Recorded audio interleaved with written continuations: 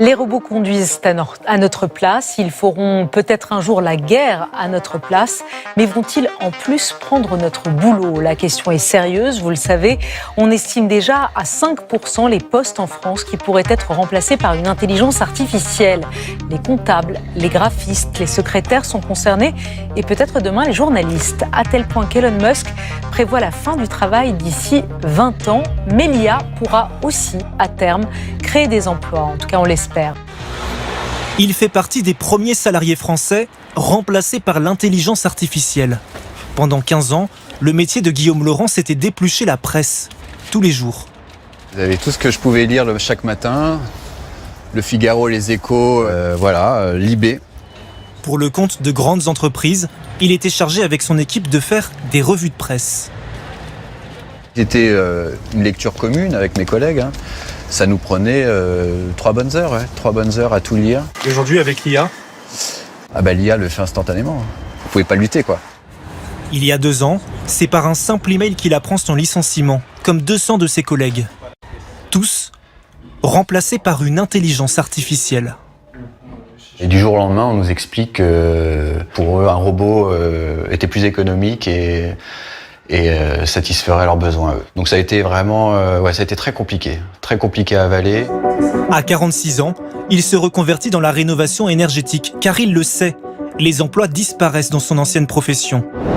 De nombreux autres métiers sont menacés en France. Le site de vente en ligne Showroom Privé prévoit de supprimer 121 postes et d'adopter l'intelligence artificielle. Cette commerciale ne connaît pas encore son sort. Aujourd'hui, elle se pose des questions. J'ai déjà commencé à réfléchir un peu à comment je pourrais me reconvertir, qu'est-ce que je pourrais faire comme métier qui ne serait pas menacé par l'IA, parce qu'en fait, il y en a beaucoup qui sont menacés par l'IA. Ça reste une sous-inquiétude. Oui. Car la liste des métiers menacés est longue.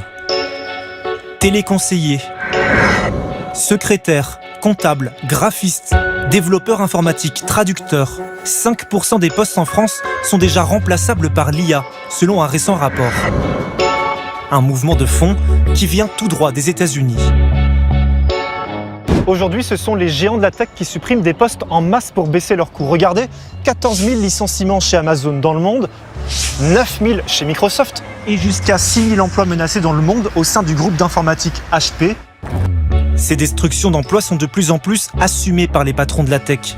Le milliardaire Elon Musk imagine même la fin du travail d'ici 20 ans. Je pense que le travail deviendra optionnel. Optionnel ? Oui, optionnel. Des entreprises qui licencient, d'autres préfèrent limiter leurs embauches. Cette agence de publicité parisienne utilise l'IA au quotidien. On va aller chercher un influenceur, peut-être Léna. Léna Situation. L'entreprise prépare le casting d'une future campagne publicitaire avec ce logiciel. Il fournit en quelques minutes seulement une biographie et des statistiques très précises pour chaque influenceur sélectionné. On voit qu'on a le détail de ses audiences par pays, par âge, etc. On a le découpage des tranches. Sans l'IA, ce travail aurait nécessité l'embauche de 2 personnes. L'intelligence artificielle, elle, coûte 10 000 € par an. Alors, le patron a préféré ne pas recruter.